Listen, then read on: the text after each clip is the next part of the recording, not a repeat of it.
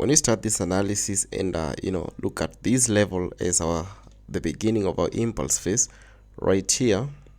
So we had that as an impulse, and then of course we've seen that gold has given us another correction right there. So yeah, we had a higher low right here, then higher high, higher low, higher high. Is it a higher high? So it's going to be a higher high if gold broke out of this. Yes, so yeah, that's a valid higher high, right? So with that being said, I think right here is also valid if we call this the beginning of an impulse phase, right? So I think that's a very good order block zone. Let's just bring in this right there. All right, so now going back to the H4, and remember guys that this is just focus analysis for this coming week. This is a new week, guys, and we just starting with the gold. Okay, so yeah, we've seen that what happened, gold went up, and then all of a sudden, I think this was NFP, if I'm not wrong. Yeah, is it NFP? I can't remember. But then gold dropped, and then we can see, or we can mark this also as a new zone, something like that. So let's just go to the H1 right now. We want to see what price is telling us. Okay. All right, so we've seen the market. In fact, I think we should let me see, let me just adjust this level right here. Okay, so I'll hit the H1 real quick and see what gold is basically doing. All right, so yeah, all we see is that okay, there was a head and shoulder, left shoulder, head, right shoulder, then she dropped. Okay, no worries. So the next thing is, what is gold doing right now? We've had this level, so probably we can mark that zone right there. So here is the possibility, guys. What I'm seeing is, if gold decides to drop, then breaks, create a new low, then breaks, that will be a possibility that she want to go. But then who knows, price might just go back, respect this level, then shoot all the way up, right? So I think for us to understand what gold is doing, if you want to look for sales, that is, I want to see gold dropping and then taking out this level right here, that is the previous low. Okay, now I will be anticipating a correction or a pullback, to see now when I can look for short position. In essence, I think you can see probably we can have that. We will be understanding that gold will be creating a lower high right there, lower low, lower high, lower low, and now I'll be waiting for lower high, to look for good entry opportunity. But at the same time, we just need to look at it in different angle or different perspective. Okay, so what if she does that? Let's just see, let's say we have that right there. We can have this because gold is still bullish, so looking for sale is also very dangerous. All right, so we can adjust this. So probably if we see she drops, then that might be a good possibility that now she wants to continue going up. In essence, she will have created a good bullish continuation, right? Impulse, then correction, then to see gold going up, right? Because looking for sales is very risky now unless otherwise, right? So this is not valid until price breaks out of this level. That's when she will be valid. Okay, so right, let's just continue. That might still not happen. So with that being said, I think we still have this level right there, and we have this level too. So let's play around that level, and then I'll need to go to the 15 and see. Now right now I think this is now for the scalpers and the day traders who can still capitalize on what gold is doing basically, right? All right, so for short-term sales, I think if she gives opportunity, just like you say, this is a good target. But at the same time, let's see what she's doing currently. Why? Because gold is very crazy. She might be giving us another continuation right here probably. Let's just mark that, who knows. So now a little pullback, and then she might touch the sky. So right now all we need to do is just understand the reaction. Okay, we need to see what she is trying to do. In essence, we might be seeing a possible inverse head and shoulder, to see the market touching the sky. That is also another possibility. So instead of waiting for all that, right, gold might do that. And then if she does that, guys, I think that's going to be a very good confirmation that okay, she is ready to go up. Because why? Let's just adjust this. Let me explain. If you look at here, gold has been creating a higher low right there, high, higher low, high, and now she is basically at the highest low, a swing low right there. So there's that possibility, a little pullback, let me just adjust here. A little pullback will mean that now she might want to go up, but then at the same time, if she gives us a pullback in a continuation way, one thing about this gold, this continuation might not appear on the 15 or even 1 hour, so probably at the 1 minute. If 1 minute says that okay, she's forming a bullish flag, then that will tell us that now I think she wants to go up, okay, something like that. So I think this is going to be the target, the best target, because this was the last low. I think this one makes sense.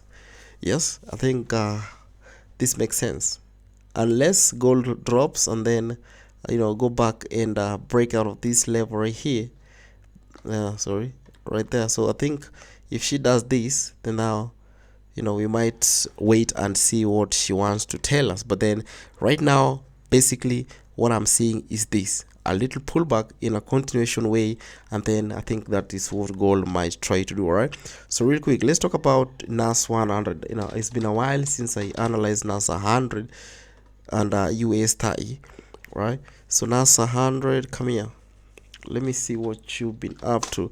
Let me start from the weekly time frame. It's a new week, guys. So all I want to look for on NAS100 is the beginning of an impulse phase. So we had all this, then boom, drop. Then now can mark this level as our lowest low right here.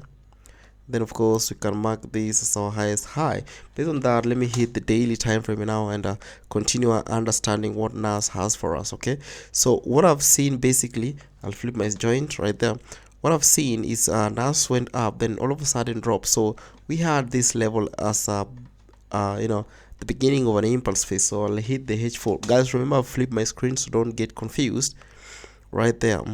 So we had an impulse phase correction already. I see NAS has already started pushing up. No worries. At the same time, I see this also the beginning of another impulse phase from NAS. So I think right now what NAS is telling us is a little pullback.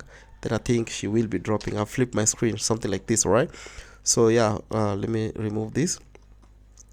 This is going to be, I think, those who call it fair value gap, where you start with drawing your fair value gap thing. But I think now she broke out of this zone, so there's that possibility she might continue pulling back. Now all we need to see, let me go to the H1. All we need to see, guys, is just another bearish confirmation. Once she tells us, come on, once she tells us that she wants to go back in a bearish confirmation, then I think that's going to be a good sign. I think right now this might be, was it, yeah, this is like a Quasimodo pattern, right? So yeah, I think NAS, for me, if I want to look for sales, she has to break out of this, break something like that, and then I think this is going to be a valid bearish confirmation, something like this. All right, so that is what I should be looking for. Remember, I'm always trading continuations, guys. If I don't see, even if the market continues going to my anticipated direction, but then the market never gave me a continuation, guys, I don't take the trade, right? That is what I do. I trade continuations, guys. So this is my anticipation. Let the market continue going up, then I'll come back, then I want to see the reaction on the third touch right there. Then if I get another confirmation, a continuation, then I think that's going to be a good sign now to look for amazing NAS swing. In essence, we should be targeting around that level. I think that is it.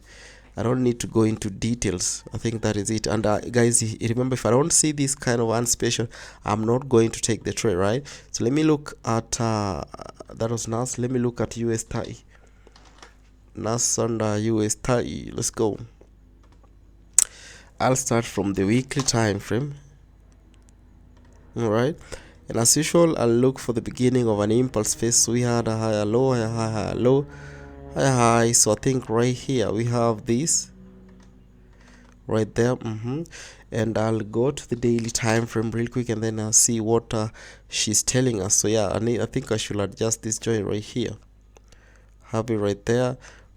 And then of course go to the H4 and see what she's telling us. But then at the same time, if you look at this, we need to understand what she did right here. If she's giving us a continuation, then we should be going up, right? If she but then right here, this is just a drop, so she might give us a bearish continuation to see maybe she's dropping, right? That's why I say, guys, I'm only looking for continuations. Continuations tell me where price wants to go to next, right? It's not all about just order block, fair value gaps. No, once I see, continuation, guys, the market usually speaks. If price does not tell me its direction, then I'm not taking that trade. Okay, because why? Look at this level right here. Was there any continuation? No. Basically all I see is that US30 has just dropped, so we can call this as the beginning of an impulse. Remember, this was our first impulse phase, right? So if I wanted to look for buys, I would have seen, or I expected US30 to give me another bullish continuation to look for buys, but all I see is just she did drop, right? So let me hit the H1 at the same time. That's not the end of our decision. Remember, she might have given us our a new impulse phase right here. So what if she goes up, then gives us another bullish continuation? Then that's a good confirmation to buy, right? But if she wants to give us a sign that she wants to drop, then this might be the case. A bearish continuation, then I'll be looking for sales, guys. That is what I do. I identify my key levels. Once I do that, then I wait for continuation. Continuation is just to continue with the gang, right? If the market was pushing up, we were looking for buys high, then now we wait for the market to give us a pullback. Now that pullback needs to be a continuation. That's why it's called a correction, right? So this is it. We need to see high, then now a continuation or a pullback. This is just to tell you that, okay, get ready to look for buys, right? This is a low, then now a continuation bearish to tell you that, okay, get ready to sell, right? But if you see the market gives you this impulse, then now drops, then that's not a continuation to me, right? Drops, then now goes up, that's not a continuation to me. The market, for me, these are the things I look for. It's either this or this. If price does not give me this, then I'm not taking that trade, all right? Yeah, so once again, guys, if you want to understand more about my trends, how I draw trends, and how I'm looking for the third touch, for instance, just like we are anticipated something like this, then watch this video right here on your right.